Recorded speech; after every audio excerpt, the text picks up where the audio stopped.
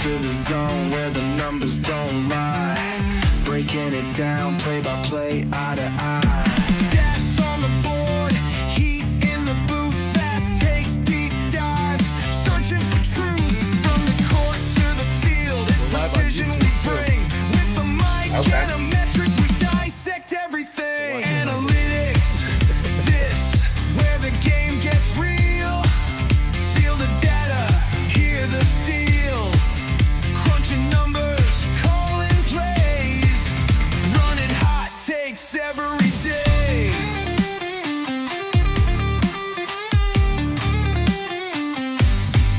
Beyond the highlights, behind the scenes, we break it down, no in-betweens. Legacy, power, tactics, and grit. If it's in the game, we're talking it. Analytics, this, say it loud. Analytics. Yeah.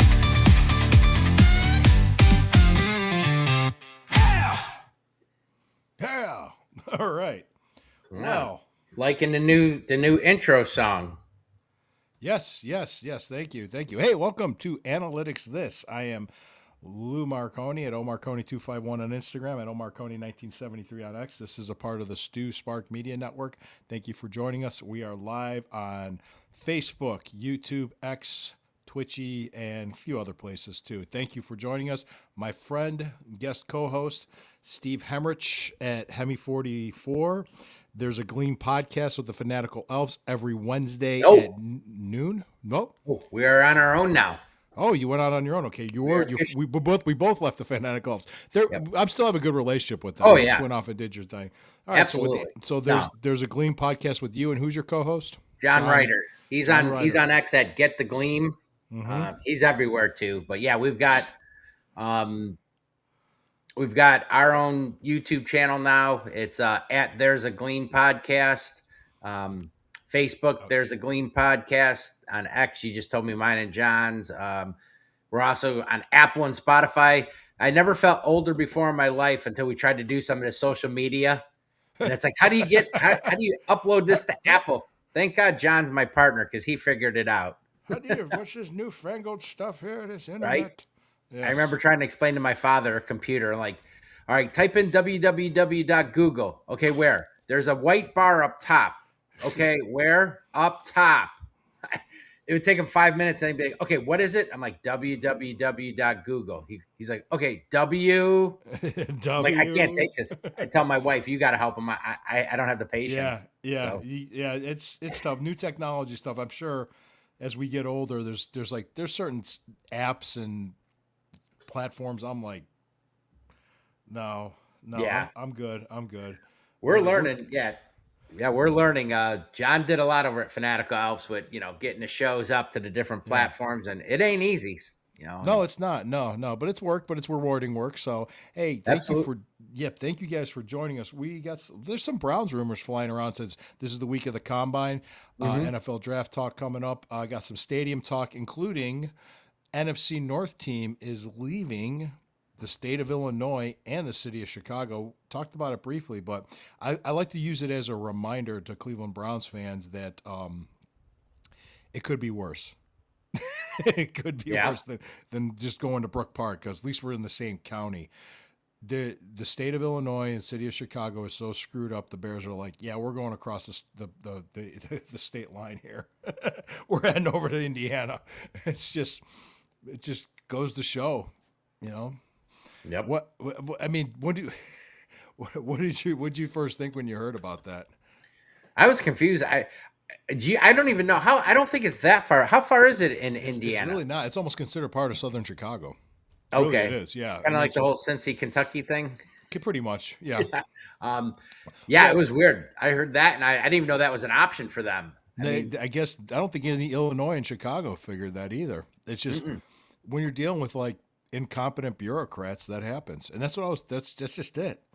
It was just incompetent bureaucrats. I was gonna say this, like people were complaining about the Browns just leaving downtown. I'm like, guys, the latest renderings I saw of the new dome, the new Huntington Bank Field looks pretty nice, and it's going to be. Trust me, I think it's going to be kind of like how when people were upset when the Indians were leaving the old Municipal Stadium, but then once we got to Jacobs Field at the time, what helped, the team started winning. Right. That's What did I hear? Is it supposed to be like 80 feet below street level or something? Yep, Okay. 80 feet below ground. Well, technically, I don't know. People know Jake. I can't want to say Jacobs Field. Progressive Field's below as well. I don't know how deep. It is. I want to say about 20 or 30 feet at most. Okay. Oh, so this is quite a bit. This is quite a bit because it can only be so high that close to the airport. That's Wow. why. Well, yeah, right. So the latest news I saw from Dale Ryder about that was that they're going to start excavating, which is a fancy word for digging up the ground, starting next week, and there will be a groundbreaking ceremony at the end of April. And the Dennis Kucinich lawsuit, I don't know what he was trying to pull, got dismissed by a judge. And there's one more lawsuit still pending, but I think they're pretty confident it's not going to go anywhere because they're still going through with all this. And it was the one guy, it wasn't even class action. As far as I know, it's one guy complaining that he doesn't have an opportunity to get his money from the unclaimed funds when there's a website, there's a form. Right. You go through the process. It might take a while. You're dealing with, like I said, bureaucracy, but you could still get your money. There's nothing stopping you from doing that because of them doing this. So I don't see it going anywhere personally. Right. I'm not a lawyer though, but I don't know. What do you think, man? Nah, yeah, I think they're ridiculous. I mean, it's done and over with. Kucinich, I think he's just trying to keep his name relevant. I mean, that guy's been around forever since I was like a toddler. So Yeah.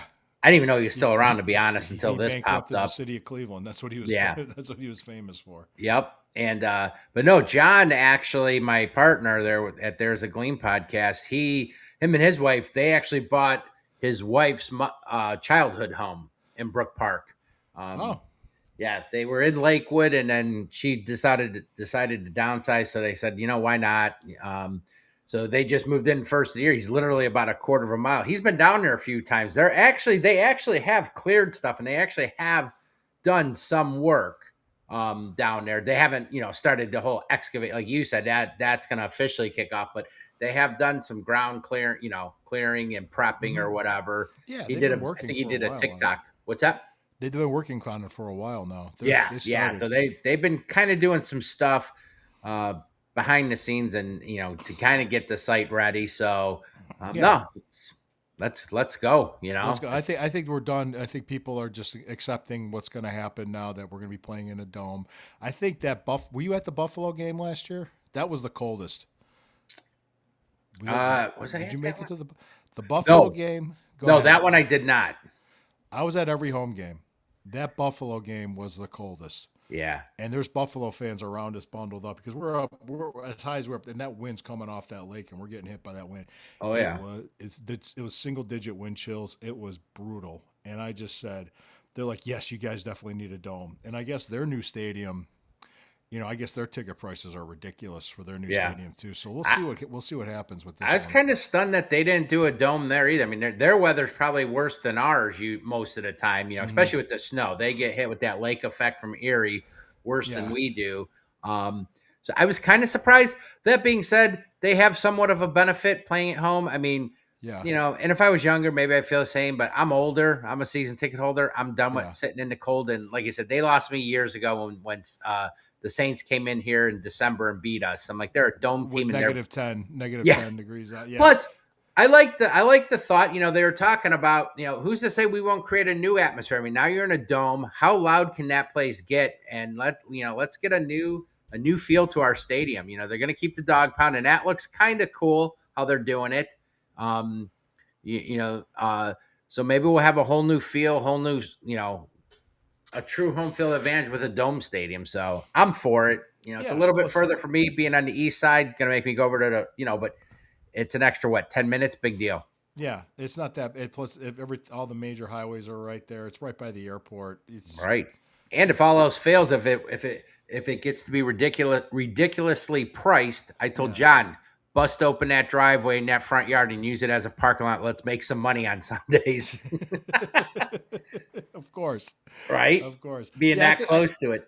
I think people are a lot more accepting of what's coming. That it's good. We're gonna have a new stadium. We're gonna have a new like just like it's gonna be a new venue, and it's gonna be a Right. whole new era for the Browns. Well, it was funny. I wanted to talk about this. This was interesting. Tuesday, I was on a podcast, AFC North Roundtable, and I was talking to Pittsburgh people. Okay. And the stadium came up, and I said, "Oh yeah, it's set. We're pretty much we're ready to move. We're going to be moving to Brook Park and doing this and that." And they said, "So it's no longer going to be the mistake by the lake." And I just said that stadium was a mistake. I didn't get angry. I didn't get defensive. I said that stadium was built in a rush. It was a piece of crap. It was outdated when they opened the gates in '99. So Right. plus I even explained like the team was rushed. So Yeah. I said everything. There were so many things that was wrong with that. So here we have a chance at a reset. Well, and look what happened when the Indians moved out of there and went to Jacobs Field and stuff, the success they had.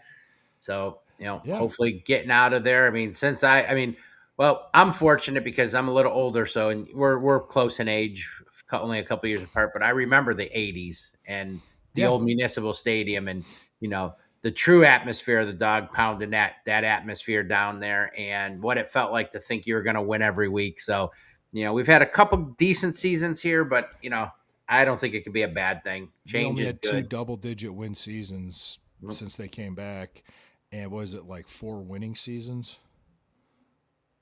Yeah, Sounds about right. and 3 playoff seasons, 1 playoff win. So, Yep. I mean, Still one- it is what it is. So I mean, Still one more recent playoff win in Pittsburgh. oh yeah. Well, the other thing too, this was the interesting part. I was gonna pivot to that. Was from what they're hearing is that Aaron Rodgers is gonna come back for another year in Pittsburgh. Wouldn't be surprising. I mean, he ended up having a decent year. They were close. They easily, well, what was Just what's a that? little bit more to it. It's like it's interesting listening to them because they're doom and gloom about their team because it sounds like they're running back the same old thing last year, and they're kind of getting sour on Art Rooney the second. Oh, wow. Because that's just the vibe I got from it because it's like status quo. He's not going to shake things up. He's not going to do things differently. He's going to stick to what it is. And somebody pointed this out. I think it might have been Quincy Carrier, but if you look at Pittsburgh's business model, they're asset rich but cash poor, so they need people to buy tickets and come to games. And if this team goes through a couple of seasons where they're only winning 3 or 4 or 5 games, people aren't going to come. Right.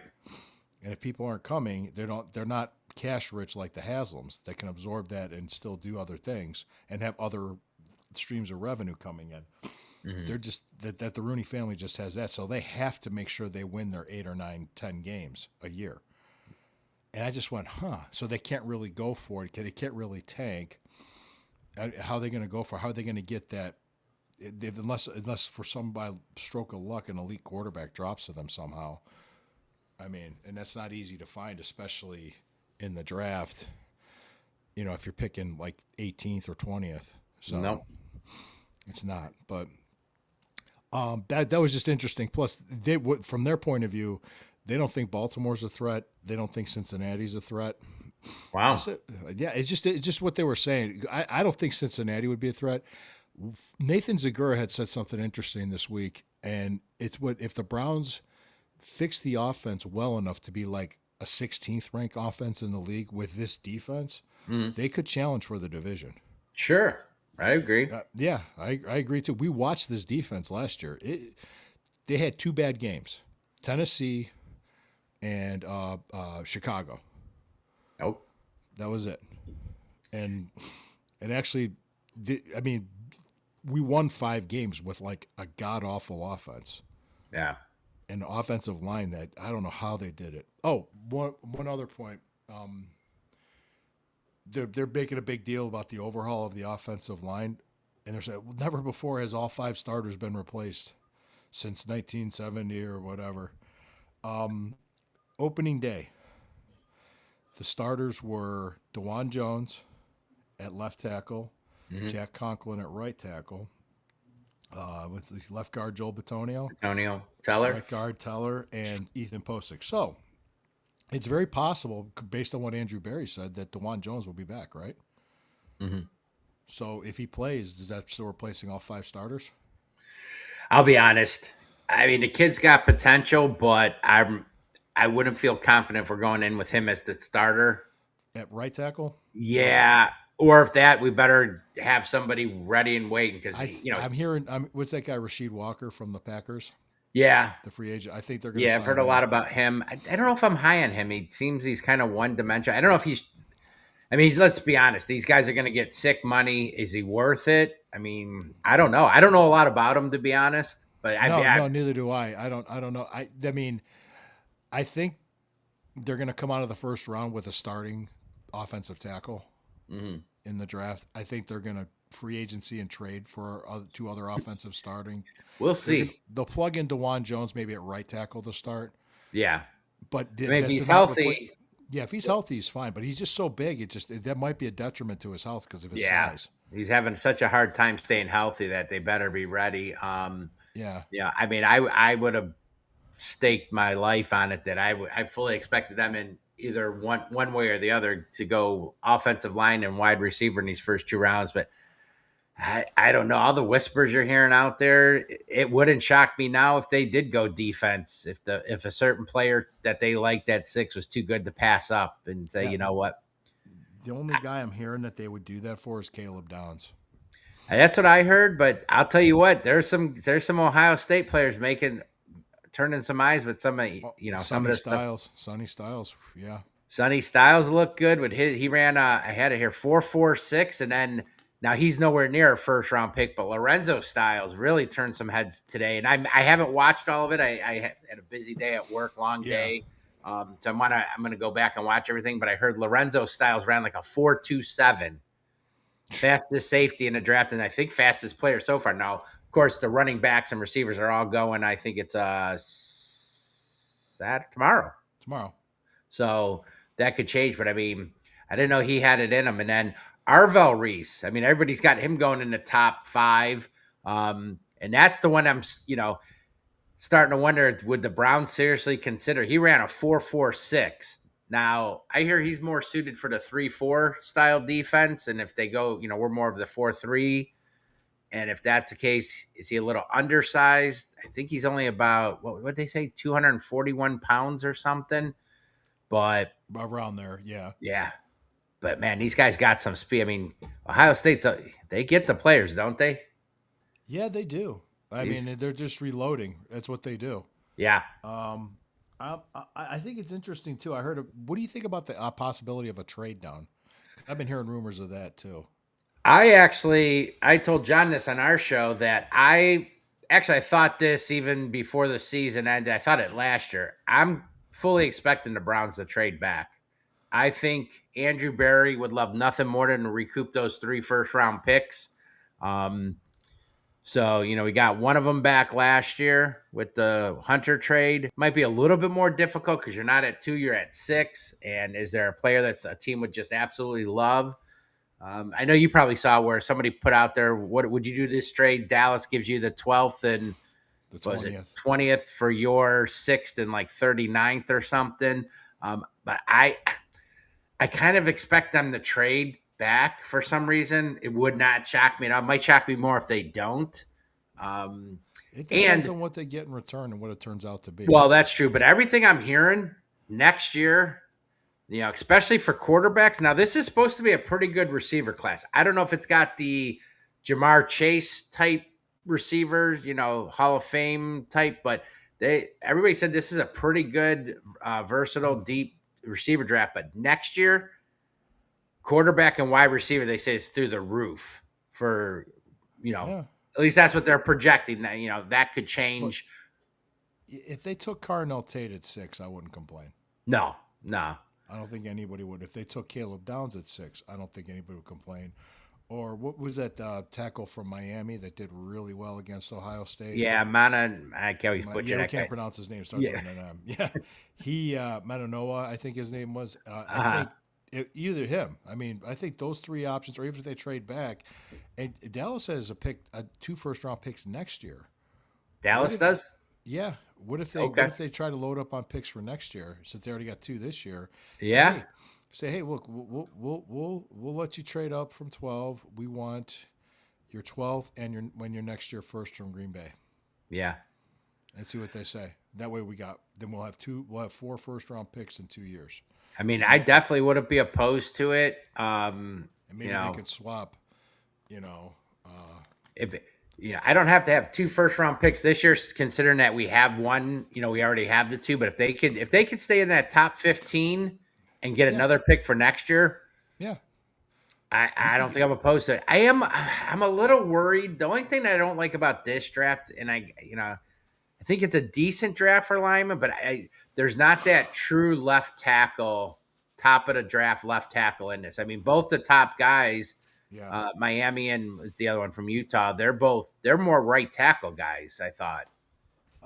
Yeah, they could be. I think that a lot of measurements are still coming in, whether or not they have the wingspan. I'm hearing all kinds of crazy stuff.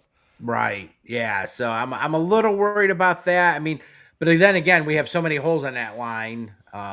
You need a lot of help depending on who stays. They said Luke Whippler's going to be back too, and they said Quinshon Judkins will be back by training camp. Yeah, that's a big one. Getting Quinshon Whippler, that injury happened late in the year, so but he said that though. That's what Andrew Berry said. I'm just basing on what he said. Oh yeah, we played a couple clips during our show of some of the comments. When he first got there earlier in the week, get the comment. There's 2 interesting things he had said. He kind of liked how Chicago modeled their team and their line. It's kind of a combination of developing some players, free agency, and draft, which, I mean, I guess that sounds like a no-brainer, right? You got some guys you develop, you draft some, maybe sign a free agent. And they asked them, some people were reading a little bit into this. They asked him, how many offensive line rookies are too many? He's like, I don't know if there's a number. Basically, paraphrasing, he's like, I don't know if there's a number. If it's, who do you say? Tristan Wirfs. I forget the other player. I think Penny Sewell and Linderberg. Then that's not too many. And of course, everybody lost their mind when he specifically mentioned Baltimore center. At one time, I thought maybe we could possibly go after him, but I don't think the Browns are going to go after him. Do you? Maybe I think that that contract amount's inflated. Yeah. I think they can go after him, but I just think that a lot of that stuff's inflated just by media people. $80 million. I'm like, oh, geez. You know what I mean? You're just throwing these crazy numbers.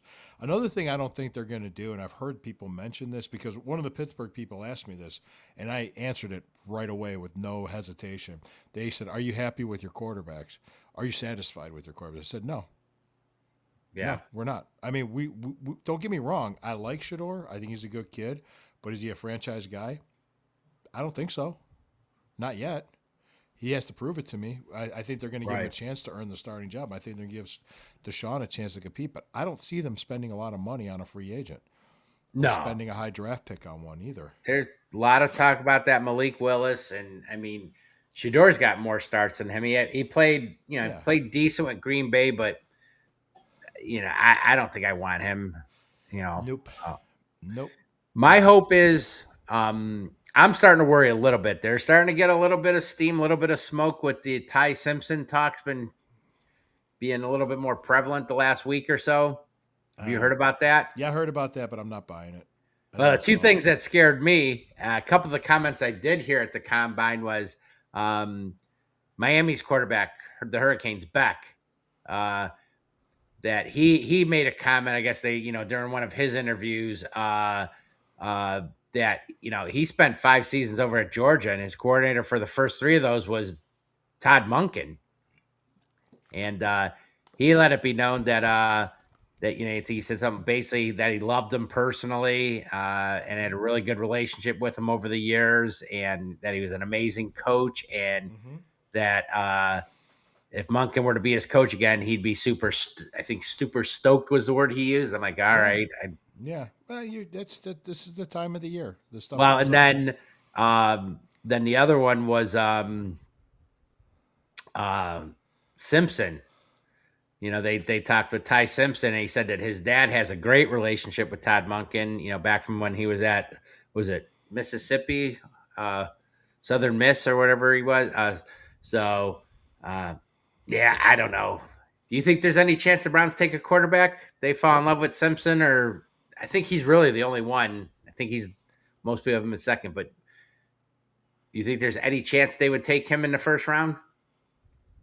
No, I think you're gonna see, if you could see a trade back, but I think you're gonna have a starting level tackle and a receiver in the first round. Yeah, Yeah. the first. Let's go with the first 3 picks. Yeah. Because I think they have to walk away with those first 3 picks. You have to get a lineman and a receiver myself. Yeah. Now, where,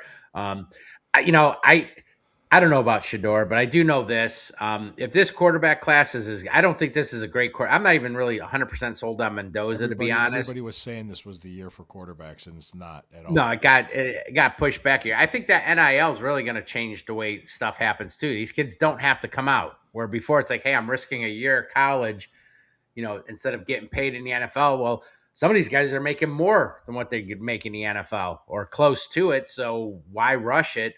I really want to see Shador, be the quarterback this year. Give him a shot, let him roll into it. Let's see what he can do. And let's, get a definitive picture of if he is or isn't, the franchise and, going forward. I think that's going to be their attitude, because even Monken said that he showed flashes of big playability. Yeah, I think he said greatness, didn't he? Flashes of greatness or something like that. You saw good plays. Well, you saw him throw the ball downfield with accuracy that you didn't see from Dylan Gabriel. No. So, and some people said they wouldn't be surprised if Gabriel ended up starting again. But go with these guys. Let's you got a full year, not monkeying around with veteran quarterbacks in there. And these guys sitting.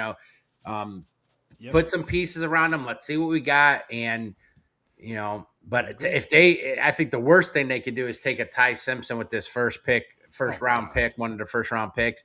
Because if you were to take a quarterback in the first round, then you better be trading Shador Sanders shortly after that, because you can't have that debacle of a first round quarterback with they're not him here. Quarterback. I think I'll be stunned if the they do offense it. around what they have, see what they have, then focus on quarterback next offseason, whether it's a veteran or a rookie. The other one they're talking about, I just heard the other day, was the Colts' Anthony Richardson. Oh fuck no! Oh god, no. I don't want him either. But no, Colts gave him permission to try and work on a trade. So some people have said, well, put it this way: we're the Browns, right?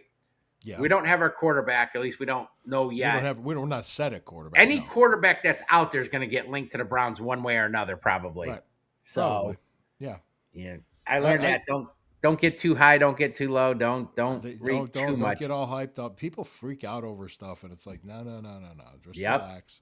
Let's like I said, let's see how everything. I remember people were throwing a fit when we traded the pick for the Travis Hunter pick, and we moved down 3 spots, and I think it worked out very well. We got Mason Graham, Quinshon Junkins, and Ooh, side note, the Cavs, I just flipped out. Cavs have a 5-point lead with 7:34 to go. They were down by, I think, 5. I thought it was 89. 96, 91 or something like that. Yeah, that's what I just saw. It was 89-84 last time I looked. They were losing, so Cavs are winning right now, folks. Thanks. Right. So it was funny. I was taping the Sunday Stew Pot with Corey last night, and I was talking about pierogies and fish fries on Fridays, and he had no idea what I was talking about because he's from Philly. And they don't do that there? Well, not fish fries? Not like, not. I don't know. There's that many Catholics that are Polish. Wow. Not many Polish Catholics. I mean, I'm just sitting there thinking, like, it's Lent. Yeah, that's what. If there's Friday, they're everywhere, man. Do you guys do the fish fries? We have. I haven't done one yet this year, but we have. Yeah. We did last week over by me on the east side here at Cleveland. There's it's Regovich Catering. They do a really good job. It's a little bit pricier, but the quality's there. It's like $30. Oh, okay. It's an all you can eat, but I mean, it's, I wanted to hit it first. It wasn't as busy as I thought, but they do a great job. It's, salad bar, homemade clam chowder, 2 different types of fish. They do the fried fish. They do a baked fish. They do homemade pierogies, cabbage and noodles, mac and cheese.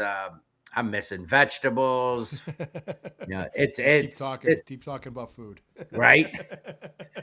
No, we didn't do No, it today. I'm trying to not do the no meat on Friday thing. Although is that I don't know if that's just a Catholic thing. I don't know. as far as I know, well, Lent's Catholic. You could do anything. No, I mean, Ash Wednesday isn't just for Catholics, though. There's right. No, Protestants that do Ash I Wednesday. thought the whole Lent thing was a Catholic. There's more other religions that do it, but there are some things that are more Catholic driven. It might be meat on Fridays. I could be wrong, Yeah, but well, the big thing between Catholics and Protestants, it's the authority of the church itself. I mean, we won't have to get into this, but right.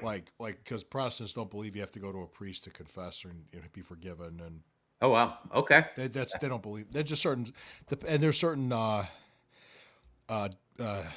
denominations of Protestants that believe different things. Because it started with Lutherans, and then they went off and did a bunch of different other things. And it branched off to all these weird, not weird, but just different denominations and Right. stuff. It's just like you can't even keep up. It's like, huh, what? So, yeah, but no, Catholics. The big thing with it's a lot of sacraments and traditions are done through the authority of the church, and that's what it was between Protestants and Catholics. That's all it was. Okay. They say, why should we have to go through the church when we go directly to God? That's pretty much what they're saying. I And got then, you. yeah, No. I think, but then Orthodox, that's a whole different conversation because Is it? well, yeah, because they split the Orthodox and Catholic Church split about 1,000 years ago, and the Eastern Orthodox they use a different calendar.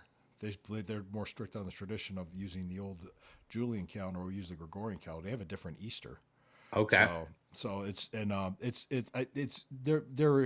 their masses back then were done in Greek, while the Catholic masses were done in Latin. It was just a totally so. And they also, when they do the sign of the cross, they do it this way versus doing it this way. The other way. Okay. Yeah, Wow.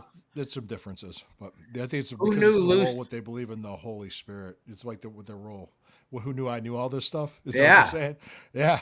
I just Oh, like no. talking about fish frying all you can eat. Yeah, fish fry and all you can eat fish. Well, I think Orthodox do honor Lent. They do that. But Yeah. it might be at a Yeah. different time. Like I said, there were more when I looked into it, not as in depth of you, but when I looked into it, Yeah. there are definitely more religions that do the whole, Oh yeah, fish, fish fish on, fry. Yeah, it goes just yeah, back in ancient times because meat itself was considered a luxury, and I got fish you. was very common back then because it was a common source of protein. My wife and I, the other thing was, giving up something for Lent.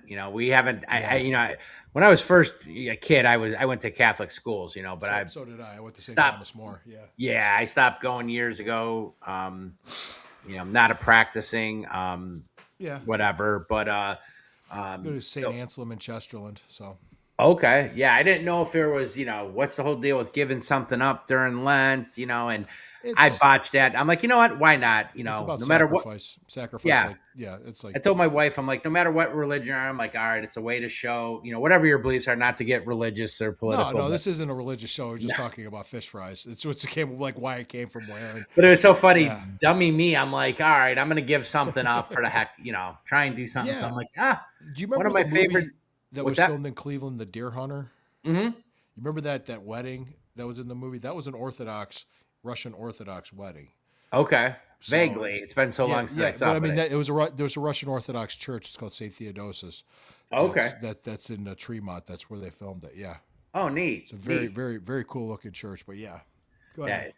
Well, no, it was just so funny. I'm like, I'm going to give something up. I love Italian. It's probably my favorite cuisine. I could probably eat it 7 days a week if my body and health would let me, or if I could eat it moderately. But so I'm like, I'm going to give up pasta. It's one of my favorites.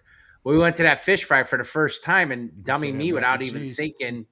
Mac and I put a- cheese. I put a big thing of mac and cheese. We're sitting at the table. I'm eating away. And we're with another friend of our couple, Chris and his wife Ann, and they're two of their kids. And we're sitting there, and I'm eating. I'm like, and it hit me. I'm like, wait, mac and cheese. I'm like, that's a pasta. I'm like, yeah, but I tried to justify it. I'm like, yeah, doesn't but is it count. really pasta? I mean, when I Yes, think of it pasta, is. I think of Macaroni is a pasta. I think of red sauce and meatballs and not cheese. But Yeah. so I pivoted, and I'm like, all right, chocolate it is. I'm not doing any chocolates. Oh well. Anyway, enough Goodness. about that. But yeah, I want to. Have you watched much of the combine? Have you been able to? I've been paying attention to the rumblings and things that they were being said, and they really didn't watch much of the actual bench presses and stuff like that. Yeah, I There's watched. a lot of it's a part of it, but it's not the entire thing. But go ahead.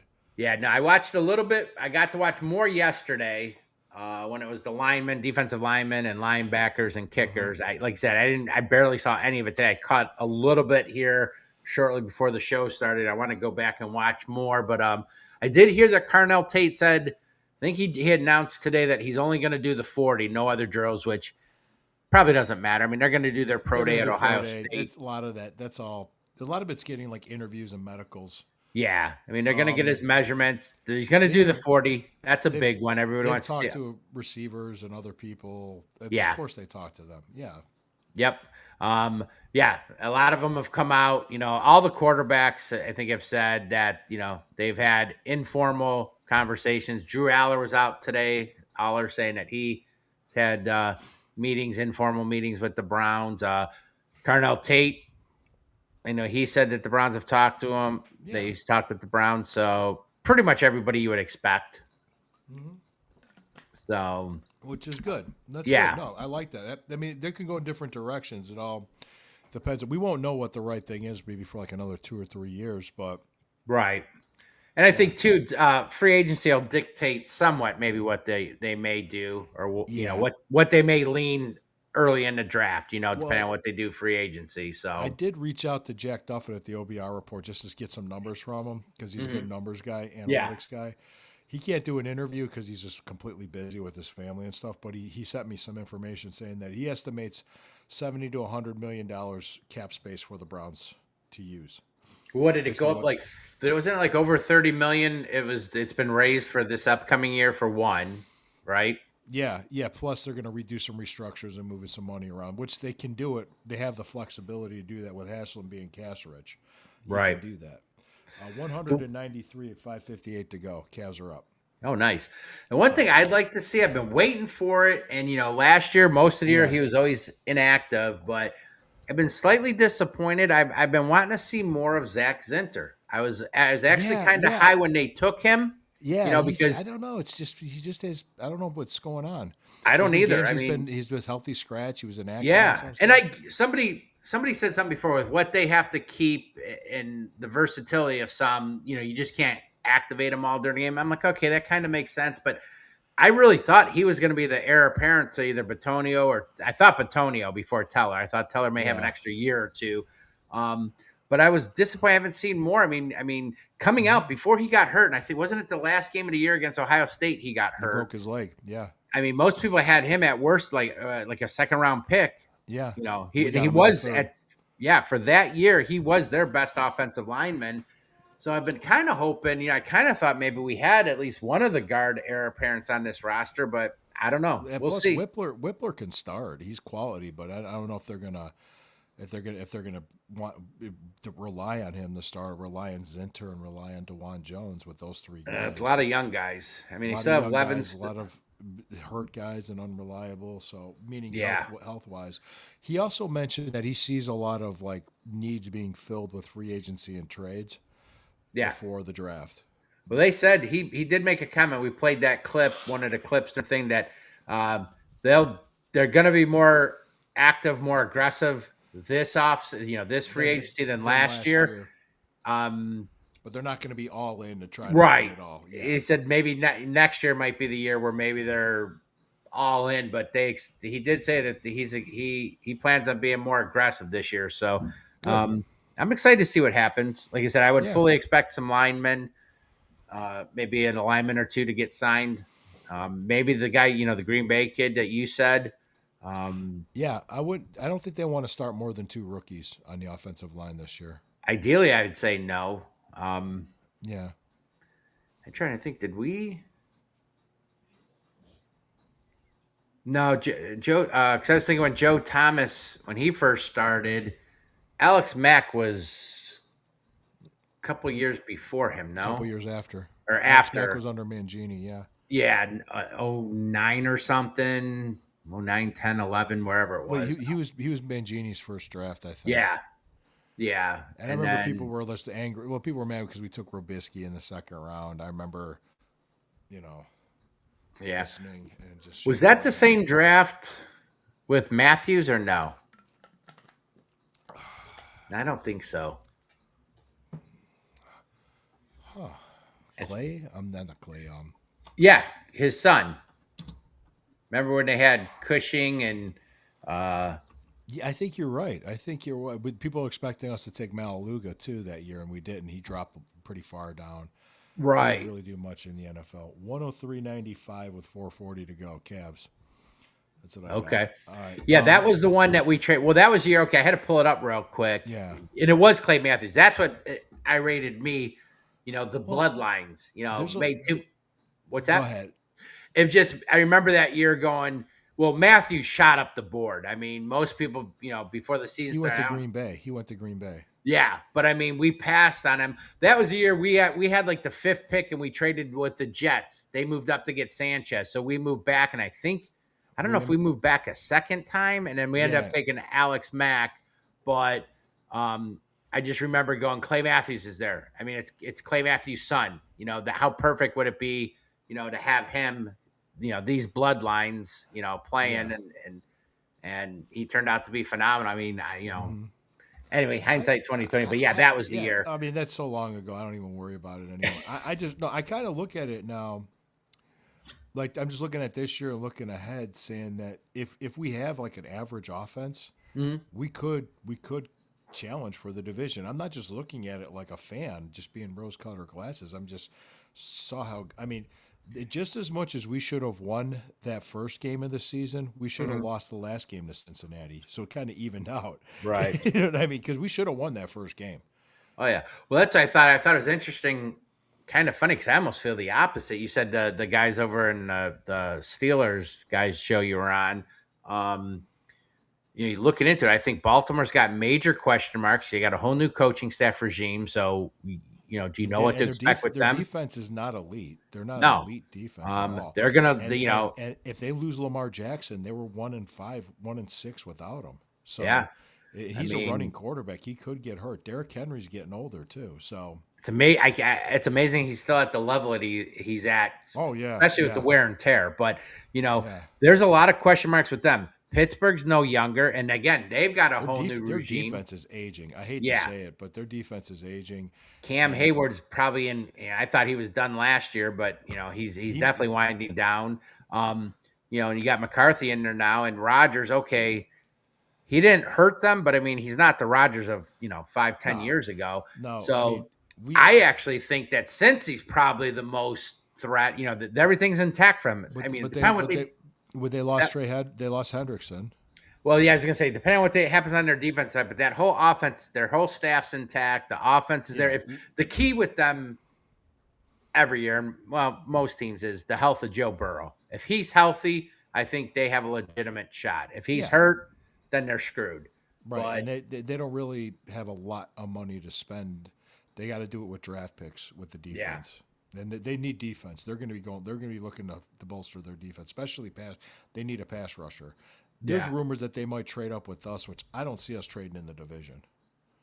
No, I'm trying to think. We don't usually trade with division too much, do we? No. We've done very little. Like if it not we, it's been very little trading within the division. Very minor. Nothing like first round swaps or anything like that. I could see a Dallas trade, but I would say we trade back and we still have 2 first rounders just so we get a first rounder next year and maybe even a later round pick or something. But that's what I'd want to see. Yeah, we're up by 7 with 4 minutes to go, 103.96. Just looking at through everything, I mean, I'm saying it's a lot can happen between now and when training camp starts for all these teams. So it's hard to say, but yeah, it's going to be an interesting year because we have a brand new coach and coaching staff, and but our defense is intact, our defensive coaching staff's intact, but we're doing an overhaul on offense.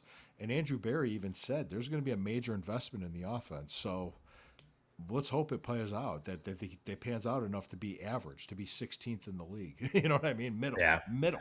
We're asking for mid. I mean, our 2 biggest thing, well, really 3 because the quarterback, but I think if you got a legitimate receiver, a better option at number 1 than Jerry Jeudy, and Jeudy is more of that number 2, and you can get that line, bolster up that line. I'd like to see what we got. You got 2. Actually, I like all the running backs. I like Sanders and the 2. Who was the other guy that was with him at the last game? Sanders and not Williams. Dylan Sampson. No. Remember? Oh shoot. You mean Raheem Sanders? There's. Yeah, I know who you're talking about. I like both of those guys. I mean, you got Judkins and you got Sampson. Those are your top two, with Judkins being number one. I like Sanders a lot. I hope he's on this team next year because he looked good at the end of the year. He was running as good as any of the other guys. So I hope he's our third back. And I want to say Williams, but I'm wrong. No, I'll get it. I got to pull up the stats from the game. So let me go ahead and pull that up while we're talking here. Go ahead, keep talking. I was trying to see but yeah, no, they've got some pieces. I mean, I think if it's Shador, I would think he could play decent. You know, but if you add a receiver and bolster up that line, that offense instantly. So I mean, Fannon's got another year of his belt. He's a big part of this future. I'd like to see Tillman. Travion Williams. It was Williams. I thought. Oh, that's right. How did I forget Travion? Yeah. I thought it was Williams though. I like both of those guys. They both look 5.1 yards a carry in that game. So and Sanders looked great. So Cincinnati's defense without Trey Hendrickson sucked. I mean, it was terrible. And it was decent with him, and he was a good pass rusher, and he's gone. He's pretty much gone. So they're going to draft the pass rusher that they can get. Right. Yeah, they should definitely go. You would think they're going to go at the top, heavy on defense. But I mean, like I said, if Burrow's healthy, to me, they have the most stability. It's just they're big. I mean, but getting back to one of your points you mentioned earlier, not that good either. But they got good receivers, and they got a good quarterback, decent running back. But they're offensively. They're good. They're the opposite of us. They got a good offense, but they got good offensive skill players. That's for sure. I was going to say this too. Our defense does a really good job against their offense. Yeah, for some reason, Miles has pretty much owned Burrow. But yeah, for some reason we have Burrow's number, which go figure. But the funny part is that our defense scored 14 points in that win. Mm-hmm. We had a pick six with Devin Bush, right? And from a tip ball, and then a fumble recovery for a touchdown. I'm trying to remember who ran that back. Was it Delpit? No, I think he caused it. Ronnie Hickman? No, I think was it Delpit that caused the fumble? It might have been. I'm trying to see. Let me see. I'll tell you right now. Hang on. It was the defensive back guy that scooped it up. Hold on. It's got all these difficult questions. Hang on, no. Jerome Baker ran it back. For a touchdown? Yep. I'm looking at the stats right now. Okay. Yep. Oh, you know who it was? Huh. They got the touchdown. Hold on. I'm going to make sure I got this right. No, hold on.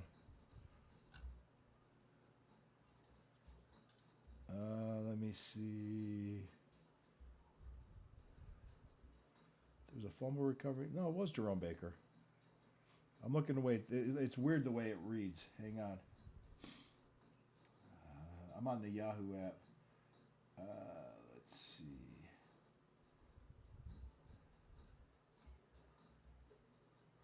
For some reason, I thought Delpit caused that fumble, but Delpit probably did cause the fumble, but it was a. Or is that the special teams he did? He did. I thought. Maybe I'm thinking of the special teams. Because wasn't there a turnover with special teams that he did for that game? There might have been. Hang on.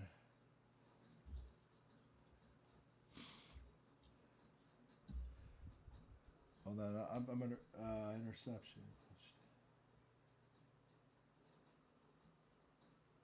Sam Webb recovered the fumble. I just found it. Yeah, I was going to say, I thought it was a DB. I didn't think it was Baker because Baker's the linebacker. No, it was Sam Webb. I just had to look it up. Yeah, I was just looking up the scores. Yeah, we scored two defensive touchdowns in that game, and they missed 2 extra points. Yeah. So, and plus they had a failed 2-point conversion, and they tried to tie the game. Oh, yep. Yeah, but I will give Sanders credit. I mean, the offense was shit in that game, but when they needed to drive and get in position to kick a field goal, they did it, and our kicker came through. So Well, people were being sarcastic about it because the next day Stefanski was fired, and Haslam had a lot of high praise for Andre Schmidt because he had that bad first game. He said, "Look, he persevered, he came through, and he Right. came up big to come back and beat that same team on their home field." And it was a great. I mean, he actually was right. He says, some of these these guys on the radio, oh well, that's his new favorite player now. I'm like, shut up, just shut up. That stuff I hate. That's that Right. garbage. That's just like no, that's not what he was saying. You guys are being assholes. All right, 2:11 to go. They're up by 4, 107 to 103. So let's see how this Cavs goes. are. Yeah, 156, 107 to 103 Cavs. So yeah, like I said, there's a lot that can happen between now and the end of the season, or the end of the end of the off season, I should say. Right. So I would say I don't want to make any predictions because the schedule hasn't come out yet. Because the beginning, I was explaining to Steeler fans at the last home game, which was probably the most fun game I had. There's three great moments. There's all three wins at home. The Packers game was amazing. Yeah. That was fun. The Dolphins game was just like, hey, we sat back, we watched them blow a team out, which was nice. But when we beat Pittsburgh and we humbled the Steeler fans, it was. I was trying to explain to these guys. I said, well, yeah, we usually split with you, okay, and you guys had a bye week, and we were coming back from London. I mean, we basically conceded the game to you. We started Dylan Gabriel, so but big difference. You know what I mean? So Right. if they're running it back with that same defense, aging defense, and a 43-year-old quarterback, good luck to you guys. I'm just Yeah. saying, good luck. I mean, you know, Right. because if you guys start losing, you get into that cycle of losing, and they can't afford to pay players and get what you want. Oh, you also saw last thing we'll talk about too. The report cards came out. What was your reaction to that? I didn't ahead. see all the grades. Yeah, Yeah. So much for them being anonymous, right? I thought they were. That didn't they got last. leaked. They got leaked. Yeah. The only thing I did hear was that. Well, no, I heard two. Didn't I hear that Haslam got a C or something, and Stefanski got a C minus, which they said was the lowest of all coaches or something. Which I I heard don't the know. Steelers got an F. Well, They I only think had I 5 did hear toilets. that the Steelers had the lowest of all. They were 32nd, so they were deemed the worst. Yeah. I don't know who the best was, but yeah, it's kind of funny that they announced that, and then bam, what, a day or two later they're coming out everywhere about all these scores. So yeah, it was pretty funny. Yeah, I know. It's just like, and it's just something to talk about. It's like, Right. and a lot of the things that the Browns are doing are going to be addressed with the stadium, and they're investing in the practice facility. There's a lot going on. It's not going to happen overnight. They know what's wrong. They know what they need to do.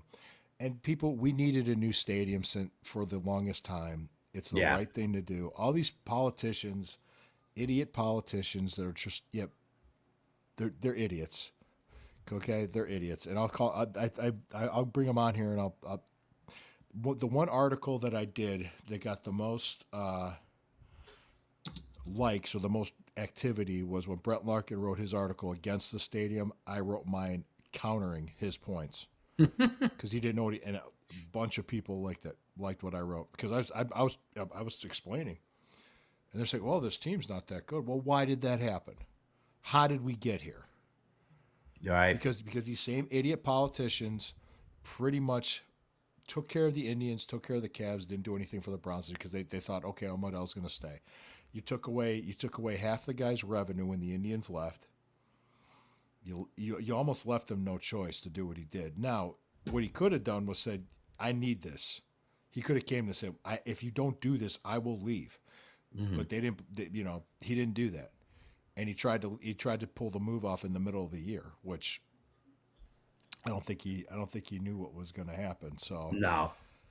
it's getting close. 109, 107 with 124 to go. Yeah, I saw that. Yeah, it's getting close. It was a 6-point game. Yeah. Like I said, these report cards, these rumors, the smoke and mirrors, it's all this. just don't get wrapped up into it. Just see. I know it's funny because all the quarterbacks people are talking about. The other one I forgot to mention was the kid from LSU, Nussmeyer. Nussmeyer. Yeah, that it's crazy how many of these quarterbacks have some type of link or tie with Monken. Nussmeyer said something. He was involved with recruitment of him coming out of high school. I think it was. Like I said, talked about Simpson. They were talking about Aller and his, love of the Browns. What did he say? His first two jerseys he ever owned was Joe Thomas and Charlie Fry. I think I heard Aller was interesting because if he had come out last year, many people thought the Browns would have taken him with the second pick. Yeah. And I haven't looked at a ton of mock drafts. I always think it's too early, but I mean, most of them I saw had him, late, as late as the 7th round. I mean, talk about a fall from grace. I wouldn't be surprised, and I think they asked Barry about that too. Would you take a quarterback? And he said, yeah. They're, it's kind of like wasn't it Mike Holmgren that used to have that belief? You take a quarterback every year until you have them, Pretty much. Could they take, if they took a flyer on a quarterback later in the draft, 5th, 6th, 7th round, I wouldn't be upset, especially if it's like a Drew Aller, if he happened to fall that late. Somebody that, was projected to go much higher, but not in the first round, not in the first, second, or third round this year. I think they can get more important needs, fill positions, and fill up this roster with some talent. So what's the latest with the Cavs? Commercial break? Yeah, it was a turnover by Tyson. Okay. Yeah, his brother, I know a lot of people that, this one. I got 110, 107. Hold on. Okay. They were saying for this draft, it's a pretty deep receiver class, but there's really no clear cut, know. Well, the one guy in the top 10 to take would be Tate, Carnell Tate. I could see everybody having number 17 Browns jerseys with Carnell Tate. Yeah. I mean, logically, that would make a lot of sense. I think for me, I like him the best. Just everything, I'm curious to see what he runs. Not that it's a deal breaker. I mean, if he runs something really slow, that would scare me a little. But if he runs a respectable time, I mean, what they say, I don't think he had any drops. What was those numbers they gave out? 100% with something, and another 80 something percent for. Well, wait till next year when you got like your Julian Sayin, Oh yeah. Dante Moores. Yep. Lenore Sellers, if he pans out, Arch Manning. That's what they're saying. There potentially could be. They had 10 to 15. John and I were talking. We thought it was more like 5 or so, but they're saying that could be the quarterback class. Of even better than what Baker and Josh and all those guys are. Even the late. If you could go back 6 spots and load up on a first round pick next year. Oh yeah. Do it. Not only that, but the receivers. I mean, you got Jeremiah Smith from Ohio State. There's a bunch of guys coming out. They said next year's receiver class, if you're looking for that, what's that? Is even better. Better from what I'm hearing. Yeah. Like I said, this one, I know the guys over at NFL Network, Jeremiah, and I don't know if it was Charles Davis. A couple of them thought Tate was the best. 1 or 2 thought Tyson, the Cavs' brother, was the best. And then I think there was one that liked Lemon. I don't want Tatum or Tyson. He's too injury prone for my liking. To take with the 6th pick. What about Lemon? He's intriguing, and you know what? I could see with Monken's background and what he did with Zay Flowers being that smaller receiver, and that's kind of like Lemon. It wouldn't surprise me. I do like that Boston too. I would love. What's that? I like him too. What I would love is I'm clamoring for the Browns to get that big receiver, 6'2", 6'3", 6'4", with some speed. It would drive me nuts during the games last year, and I don't know why we didn't see it more, but sometimes we'd get inside that red zone, and you had nobody with the jump ball ability. Njoku's on the sideline. I'm like, why is it? He's 6'5". Why isn't he in the game and throwing a ball up for him to go get? That's another thing the Pittsburgh guys were surprised about because I said, Njoku's probably leaving, and they were like, really? Oh, what? I said, well, he was hurt a lot last year. Yeah. So his numbers were terrible last year. So he kind of. We got Harold Fainin now. Yeah. If you also notice too, the offense stalled a lot after he was gone. Who? When Harold Faden, when he Yeah. got hurt in the first quarter of the Pittsburgh game, Ugh. and we had Please don't nothing. get me started. I lost my fantasy championship by a few points, and I had Yeah, he was- Fannin. when he caught that touchdown against Pittsburgh and he got up and I'm like, oh, he's hurt. I Yeah. said he is hurt. Yeah, It was that's a great that he shame. scored. It was great that he scored, but we were just like, oh yeah, he's hurt. Well, Yeah. it was so funny. Just a quick story before we wrap this up. I mean, I think we basically covered everything. There was a young lady that was a Browns fan sitting Mhm. next to me, and she was there with a guy, and he was a Steelers fan, and they were leaving at the end of the game, and I tapped her on her shoulder and said, "You could do better." And she laughed. She goes, "I know." It was funny. That's good. It was just funny. I just thought I just like to add that. But guys, hey, thank you for joining us. It's an episode of Analytics This. Check out Steve on There's a Gleam every Wednesday at noon. Is that correct? Yep. With you and John. Yeah, Yep. check it out. Yeah, you check out my show Friday nights. I appreciate you guys. We'll be back next week talking more about rumors, free agency stuff. Free agency is only a couple weeks away.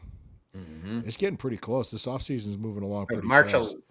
Is it March 11th? March 11th, yeah. Somewhere around there. And guess what? That's 10 days. That's 10 days away from Sunday. All right. Wow. Yeah. All right. I have to do the traditional. Well, we're gonna talk. I'm gonna talk while we're. Hold on. I gotta play like the hold music. I was so Still 110 to 107, 48 seconds on my. Yeah. Oh, Jared Allen just fouled out. Did he?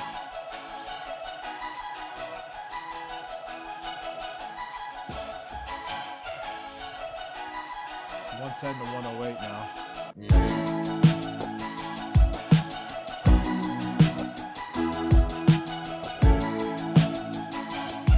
Both free throws were up by one.